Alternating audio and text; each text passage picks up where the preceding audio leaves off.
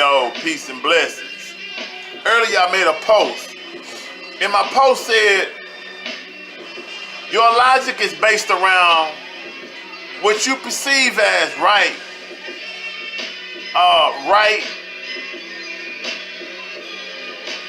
true, right, and rational. I'm sorry. Your logic is based around what you perceive as true, right, and rational. Understanding that your logic, that what you consider to be intelligent or not, what you consider to be something beyond stupid, or and we quick to call somebody's interpretation of things stupid. So again, your logic is what it is as a result of what you perceive, meaning how you see it, the way you, in your mind, your way of looking at something. The way you see something as being right, God dog it, right, true, and rational. I don't know why I keep slipping, but forgive me.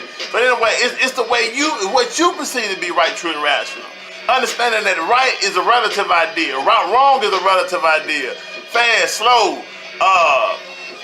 when a person says you think too much, all those kind of things are relative ideas because it is something that is compared to something that in your mind that you're using as basically a measuring stick to measure someone else by, to judge someone else by as being right, wrong, and so on, etc. Again, no one has a monopoly or governing rule over how something is particularly supposed to be. Even in our interpretation of scriptures, which we are quick to say is divinely written, and my interpretation of it is this and that, and that's what it is, and because it's divine, that's his overall authority. Well, I don't object to divinity, but what I will oppose somewhat or offer another perspective of is that our interpretation of things, I believe, should humbly be analyzed. That I don't believe that we are accurately or correctly interpreting even that.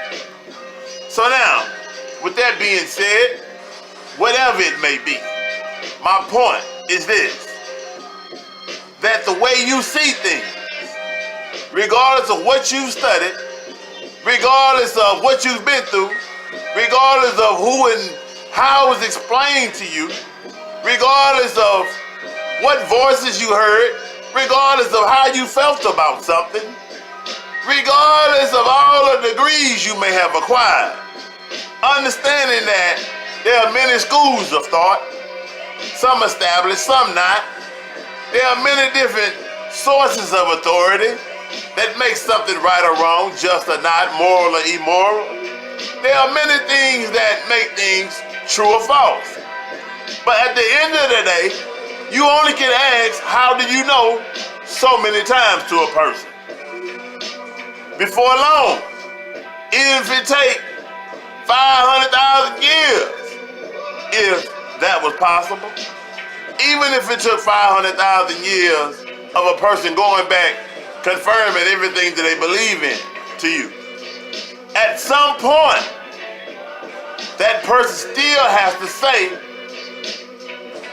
that's just what I believe. You know, you believe what you believe, that's just what I believe. At the end of the day, every truth is still a belief. And that is the most